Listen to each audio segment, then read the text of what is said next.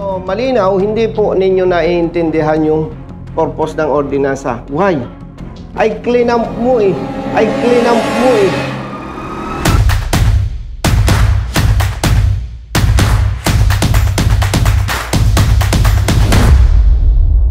So, konting survey nga pala tayo, no? Kung tatakbo si Colonel Busita as senator this coming election, iboboto mo ba? Kung oo, comment down below. Kung hindi, bakit? Comment mo down below, no? Para magkaroon tayo ng gauge kung mananalo ba yung ating pambato kasi Congressman Busita sa susunod na eleksyon. Kasi sa pagsasenate kasi medyo national scope na yan. Medyo maganda na labanan dyan. Pag nagpatawag ng hearing yan, tingnan nyo na lang si Rapi Tulfo, di ba? Yung lakas, di ba? Napaka-powerful. So, suspension lang yan? Sana mabi. Well, Colonel Busita, alam naman natin na, well, matinong tao yan. So, comment down below kung ano yung reaction niya, ano yung, pulso nyo kay Congressman Busita. Ah, ito, nakaklamp, no? Anong oras kayo, clean up? Ang karesibo po 8:35 eh. Patay na resibo. Nandyan kayo? Opo, nandiyan po kami sa loob. Hindi nyo naramdaman? Ay. Nakikita namin sa icon, sir. Dito na, sir. Sama, sir. Thank you, sir. Ingat kayo. Thank you, sir. Thank you po. Thank you, sir.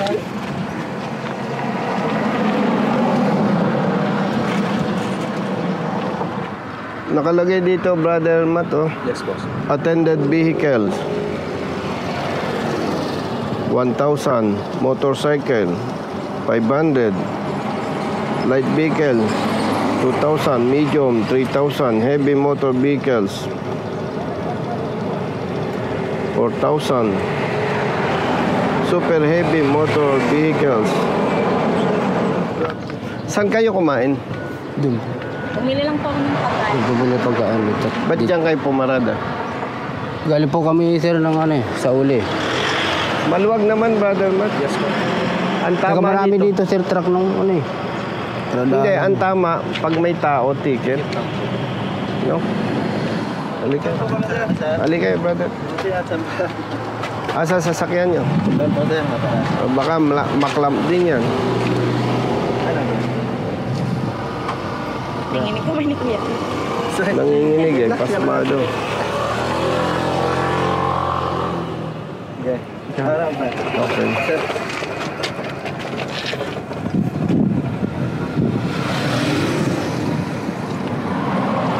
Okay pa. Thank you po. Sir, naramdaman ninyo nung mag-clamp? Hindi po, nakita ko na lang may pag sabi nito, may city, may imos daw. In-start ko, pagsilip ko. Sabi niya, huwag mabante, may kalab na. Sabi sa akin ng taga-city. Kaya pinatay ko na lang po ang truck. Nasaan ba ang boss nyo? Nasa kanila po kasi may sakit eh. Nag-hospital, nagkikimo siya. Nagkikemo ang boss mo? Ano lang po ang namin yung Sekretarya, tsaka sekretary lang po ang tao. Magkano ang sweldo mo sa isang araw? hindi po kami araw sir, pag biyahe po. Pag wala pong biyahe, wala pong kita. O di wala kang kita ngayon. Wala po. Bro Jerry, punta tayo sa City Hall. Sama natin to. Tama naman na hindi dapat pumarada, ano. Sabi nating obstruction. Itatanong natin, titingnan natin kung ano nakalagay sa ordinansa. Kasi clearing ibig sabihin clearing, pinagbabawal yung obstruction. Nag-clamp sila. Lalo nang lumala. Lalo nang nag-obstruct. Parang mahirap i-justify yun. Parang ang dating sa nag-iisip, pera-pera lang. May picture ka nung operatiba, yung mga taong upo. Patingin. Patunay na nandito kayo. Oo, tama. Kasi kung wala kang nakipakitang picture, baka nagkukwento ka lang o nagdadahilan ka lang. Ay, oo. Brother Jerry, medyo maliwanag lang. Pero yan, may operatiba. Importante, may ebidensya tayo. Opo. Na nandyan ka. Kasi, kung wala ka, may katwiran sila na mag-alam. Tama po. Mrs., may mga lakad pa kami, ano? Sacrifice ka muna, huwag ka munang kumain. Kami naman, di pa rin kumain. Isasama ko yung mister mo. Okay? Sige, sama ka sa amin.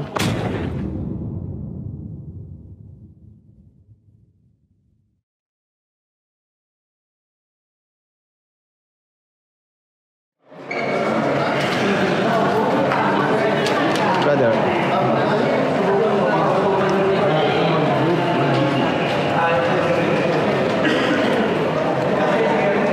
Mataas. Sir. Brother. Mga dinosaur yan natin siya. Lahat na lang tayo yan ang bigla. Balik ka ng boss. Ay, Mitch, saan galing? Mag-iisa ka dyan. Galing. Hello. Kumusta? Galing. Kaya tawag niya. 4th floor kami. Oo, okay na yun. Kinuha ko lang yung number. Oo, kailangan ko ako kasi. Busy Ito na kami, ha? Sige po, sir. Good afternoon, Congressman Busita. Nandiyan yung happy nyo. Ay, sir, Simon. Wait lang po. Okay. Pasok kayo, sir. Thank you. Halika.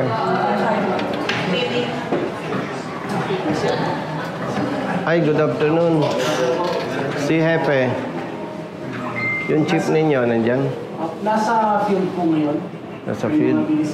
Sinong assistant niya kaya? Yung assistant? O kahit sa operation? Sa operation po sa Rangoy. Gamboy. Si Congressman. Brother, good afternoon. May tumawag sa aming opisina truck driver. Pwedeng makita yung ordinansa nyo. Apo. Yung sa clamping. Apo. Patingin. Driver, namumuhan mo sa kanila kung sino yung nag-clamp o yung kasama. Hindi ko po nakita nga po kung sino, Hindi, may picture ka. kung sino po naglam ng... Hindi, patingin kung sino yan. Ito, sino to? Isa po sa nag-ano po namin. Tao ninyo, no? Opo. Ito ba ang nagbigay sa'yo ng resibo? Hindi po, yung isa po. May pangalan ba dito? Sino itong si MS and DR? Si Mark, kay Mark po. Makan. Pati nga brother ng ordinansa. Basahin ko lang, no?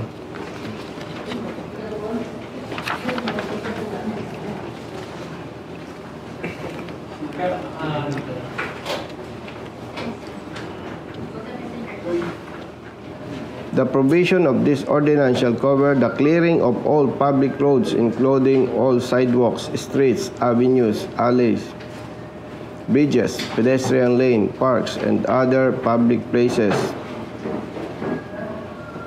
within the territorial jurisdiction of the city of Imos. Ito, any person violating the provision of this ordinance and the public code of the city of Imos for the illegal parking shall be fined as follows. Attended vehicles, 1,000. Tapos nakaano po kasi dyan, sir, yung... Ay kapatid, unattended yan. Sir, actually, ganito po kasi yan. Pwedeng makapag-ano po. Sige. Kasi, sir, actually, kausap namin siya. Actually, hindi naman po namin siya tutuluyan dapat. Ang ano po kasi namin, together with the seat mo, ang ginagawa po kasi namin sa operation na yan, kinaklamp lang po, tapos titikitan lang po siya. Okay. Tsaka tatanggali po yung clamp. By the way, brother, public service, public interest. Naka-video tayo, ha? Apo. Kasi wala naman tayong pag-uusapang personal. Para alam ng publiko, alam ng mga truck drivers, ano bang naging issue. Apo. Amenable ka, brother, na yung driver nasa truck. Okay, sige, tuloy mo. Tapos, ang inaano lang po namin, kinakausap po namin siya. Actually, sa totoo, Brad, alam mo yan, ang tagal natin nag-usap. Ayaw ka namin ganyan na. Yeah. Kasi ang naging problema, yung license mo is huli ng LTO. Opo. O, sige.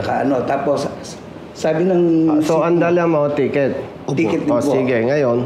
Yung seat mo po, yung traffic namin, inaanuhan siya na i-issue ka namin ng ticket. Okay. Eh, ang sabi niya sa amin, bahala kayo kasi kayo ang may batas niyan eh. Sabi niya. So, sinabihan ka pa para tawagan yung boss mo. Eh, ang sagot sir sa amin eh, yung boss ko kasi, parang presidente yan. Maraming tatawagan na galamay, yung galamay niya, tatawag sa amin. Kumontra ka kung mali ako ha. Go ahead, sir. Sa pagpapatupad ng batas, wala siyang karapatang magdikta. Kahit ba sabihin niya, yung boss niya, presidente o councilor o sino, wala sa usapin yun. Ang tama, may violation siya, tikitan. O sige, bakit nauwi sa clamping? Ayun nga po, kasi naka-illegally park. Ang ginagawa po namin, kasi hindi po kami nag-issue ng ticket. Dito po talaga yung issue ng ticket. Violation form lang po yung dadalhin po dito. Para... Sige, tuloy mo. Para ano po, dito po titikita. Wala po kami dalang ticket. Ang nagtitikit lang po sa amin, traffic enforcer na kasama namin. May problema kung ganun. Ang violation niya, traffic violation eh. Dapat pag may violation, ticket eh. So dahil wala kayong paniket, clean up ninyo. Sir, yung ano po namin is part po ng road clearing. Clean up mo. Kasi naka-obstruct po. O sige. Clean up mo kasi naka-obstruct. O, ilang araw na siyang naging obstruction lalo dahil clean up mo. Pero malinaw, hindi po ninyo naiintindihan yung purpose ng ordinansa. Why? Ay clean up mo eh. Ay di mas malaki pang problema sa inyo. Lalo ninyong ginawang obstruction. Kailan ka nahuli? Kagabi? Alas 8. Alas 8 ng gabi? Opo. O di ang nangyari, pinalala mo yung obstruction, tapos may kurbada doon. Pag may na-aksidente, baka sisisihin pa natin siya. Samantalang kapatid, kung naiintindihan natin yung ordinansa, sabi dito, kapag attended, ang mumultahan niya, 1,000 pesos. Ang tama nito, sundin nyo yung pagpapatupad base sa idinidikta ng ordinansa. Sa madaling salita, pasensya, hindi ninyo naintindihan yung sinasabi ng ordinansa. Clean up mo eh. Di lalong naging obstruction kagabi hanggang ngayon. Alam mo, ang problema talaga kapatid, marami tayong kasama, hindi ginagamit ang isip eh. Napag-alaman ko, yung boss niya pala, nagdadialysis eh. May malubhang sakit eh. Ang request ko sa inyo mga kapatid, intindihin ninyo yung ordinansa. O, baka hindi nyo alam. Pag hindi nag-settle ang driver, pwede kayong mag-report sa LTO. Alarmado siya. Ibig sabihin, sa ayaw at sa gusto niya, mapipilitan siyang mag-settle ng 1,000. Eh kasi kapatid, hindi naman kaya kita sinasabihan eh. Kinakagalitan kita. Nakakaawa yung mga motoristang nabibiktima eh. Ba't nyo kailangan kausapin ng boss niya? Para baka mag-o-offer? O eh, ako, sa taong bayan, yun ang iisipin. Sir, o sige. Bakit gusto mong makausap yung boss? Sir, hindi po ako nagsabi na gusto ko makausap. Hindi, bakit kailangan tawagan pa niya ang boss niya? Actually, hindi po ako ang nagsabi po nun. Ang inaano ko po, yung sabi ng enforcer para makausap niya po ang boss niya regarding po sa nangyayari. Pero wala Ganito po. nga kapatid, sa pagpapatupad ng batas na kapatulad nito, walang pakialam ang boss niya. Hindi ito trabaho ng congressman. Nakakaawa lang yung katulad niya na base doon sa tawag niya, wala akong makitang tamang dahilan eh. Kung ako ang mayor, masasabon ko kayo. Kumbaga, mas malaki pa ang violation nung nag-clamp eh. Pati yung team leader eh. Sana, wag na ninyong gawin ito kapatid. Katulad niya, tigil sa hanap buhay, no work, no pay. So by the way, gentlemen and ladies, hindi ko kinu-question ng ordinansa. Ang questionable, kung paano nyo ipinapatupad. Pasensya, hindi ko nahihingin yung iba pa ninyong katwiran. Kasi base sa ordinansa kapatid, very clear, mali ang ginawa po ninyo. Eh, nakarating pa sa kanya, 5,000 ang babayaran niya. May nagsabi sa'yo? Opo, ito po. May sabi po sa akin, nakalagay po dyan na 5,000. Mali. Attended eh. Opo. So, nakalagay dito kapatid, attended, di ba? At na-witnessan mo sa pag-uusap. Nagkaharap-harap, di ba? So, ang babayaran niya, 1,000 lang. Sa ano po kasi ito? Sa truck, kaya 5,000. Hindi, kung kapatid, kung walang driver. Isa lang napansin ko sa content na to ni Colonel Busita, o Congressman Busita, yung sa naklamp, tingin ko dito yung driver ng 10-wheeler na to, nakipag-angasan dito sa mga operatiba, ika nga, o yung sa Poso, tingin ko may operation yan sila na clearing operation sa mga LGU. No? Tingin ko to nakipagmatigasan to, kaya kinalamp na nila at inisyon pa niya ng mataas steep penalty. Dahil una-una, tingin ko parang pasaway din talaga kasi ticket na ng LTO yung ano niya hawak niya, hindi niya nahawak yung lisensya niya na supposedly kinukuha yan ng LGU para sa ganun tubusin mo. Ano nga naman tutubusin mo kung papel yung hawak mo, nakukunin nila, di ba? So tingin ko dito na pagmatigasan to, syempre iba din yung kwento niyan pagdating sa content ni Colonel Busita. Of course, reading between the lines of course ng sa side ng LGU, kahit naman sino, di ba? Talaga mapipi ka kung gano'n ang sistema. Pero buti na lang, of course, syempre, ginigate lang naman ni Colonel Busita dito na attended nga naman yung sasakyan na hindi dapat 5,000 yung penalty, which is, syempre, yun yung dito, yung justice ika nga na ibinibigay ng content ni Colonel Busita upang maliwanagan tayo. Pero advice ko sa inyo, no, kapag kayo ay alam nyo, admitted nyo sa sarili nyo na kayo ay may kasalanan, una kayo kasi kakargahan at kakargahan yan. Based on my experience, talagang kakargahan nga talaga ng kung ano-anong violation ng huli sa'yo pertaining sa traffic violation. Kung maangas ka, kakargahan ka yan kung anong kakargahan. So ngayon, no, kung nanonood ko ngayon, kung may experience ka ng ganito, comment mo down below, no? So ayun, nandito tayo ngayon, naglalakad tayo sa kalagitnaan ng kalsada na sobrang init. Siyempre, yung mga traffic enforcer, mga din yan, mga tao din yan, di ba? Umiinit, pagod din. Tapos may mga pasaway na mga motorista. Natural, puputok at puputok din yan. Talagang ito no. So yung nakasign dito sa traffic light dito, talagang mainit din talaga. So yun yung traffic enforcer na yan salute tayo sa mga yan, kahit mainit ang panahon na duty. Ganda pa ng sombrero nila, di ba?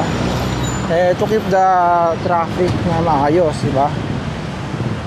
Siyempre, unawain din natin sila. Pag tayo ay na-apprehend ng mga yan, bigay mo lisensya mo, patigid ka, tabusin mo na lang, di ba? Ganun lang kasimple yun. Ay, ang pagkalam niya, 5,000. Siyempre, usapan tayo naman, hindi lang kahapon pinanganak, hindi ko naman sinasabing kayo ganon. Pero sa sitwasyong ganon, 5,000, ang laki nun Kung ito ay may diskarte, boss, pwede pag-usapan ng... Yes. Kung hindi rin naman po kasi matigas yung ulo ni sir, pinapaalis naman po din sila sir para hindi matuloy. Hanggat maaari naman po ayaw namin. Kapatid, excuse me, unang tanong, nandun ka ba? Andun po, nung una. Ay, maniwala ka sa akin. Walang sasang-ayon sa'yo, kapatid. Sir, Yes. Nung sinasabihan po siya na iba yung naging gesture na kasi doon sa mga tropa. Yung gestures, kapatid, wala yun. Kayo, professionals, marunong, dapat may paninindigan. Kayo ang masusunod. O, paano ngayon? Lumalabas, kayo pa ang mali. Pasensya kapatid, hindi acceptable yung sinasabing matigas ang ulo. Pinapalis, ayaw umalis. Base po sa nangyari, ano po yung wala po ba siyang pagkamamalis? Kapatid, hindi ko siya pinagtatanggol, may violation siya. May pananagutan siya base sa ordinansa 1,000. Ang questionable, bakit ninyo clean-up ay nakaharap nyo? So again, tayo naman lahat nagkakamali Yes, sir. No. Okay, thank you po. Ako naman nagsasalita on behalf of the driver. Kasi makikita naman natin, mababa lang yung pinag-aralan niya. Hindi niya kayang pagtanggol sarili niya. Pero yun nga, yung sinasabi ni Colonel Busita rito na well, yung may call talaga dyan, yung apprehending operatives o officer, ika nga, o POSO or traffic enforcer, sila yung sila yung in control. So yung professionalism, dapat sa part din nila, inaano rin nila yan, ino-observe din nila yan. Kasi syempre, mapipika ka talaga pag yung driver, aangas pa, napatawagan tayo, boss, ganyan. So talagang mapipika ka rin talaga. So dapat talaga, give and take talaga pagdating sa kalsada. May-usap ka, yung mga traffic enforcer naman, mababait din naman yan actually. Walang personalan ito, pero kapatid, with respect to our chief, dahil wala siya, hopefully, maipatupad ito ng tama. Yes, sir. Kasi next time na magkamali kayo sa ngalan ng public service, magsasampa ako ng kaso kung sino ang dapat managot. At ang gagamitin kong backup Is the order. is the ordinance. Yes, sir. Thank you, sir. So please. So Brother Matt, bigyan mo ng 1,000 to. Binigay ko ba sa yung pera? Ba't yung perang inano ko? Ba't wala sa bulsa ko? Tingnan, unan dyan. Yung mag-asawa, hindi pa kumakain.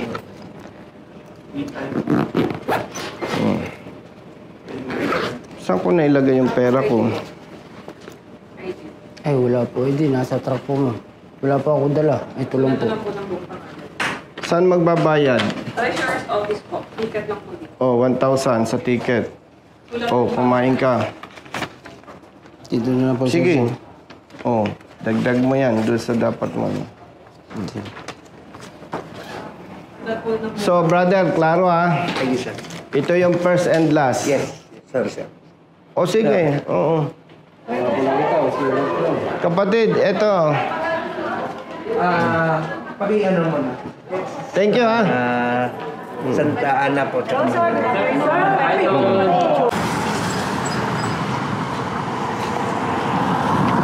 O, tingnan natin.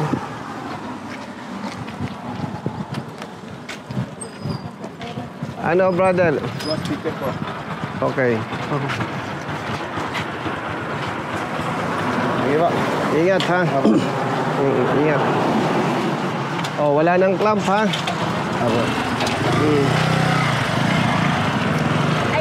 Yung... Hindi na po ng sticker yung kasama ko. Sige. Okay ka na? Opo, sir. Basta tama yun ha. Huwag kayong magsusuhol. Opo. Tapos pagka ganyan, mag-picture kayo. Mag-video. Para may magamit tayong ebidensya.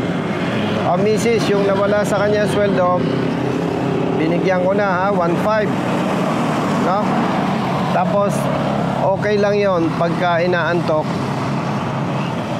umarada, matulog. Ba't hindi mo na lang ipinasok dyan? May mga paradang motor dyan. Ganun ba? Huwag niyong pipilitin magmaneho kapag inaantok. Opo. Kasi minsan lang aksidente, minsan lang mamatay. Pag namatay, hindi na mabubuhay yung katawan lupa. Opo. Kaya, pero kung hanggat mare, maiwasan ninyong pumarada sa ganitong lugar. Okay? Opo. O, sige.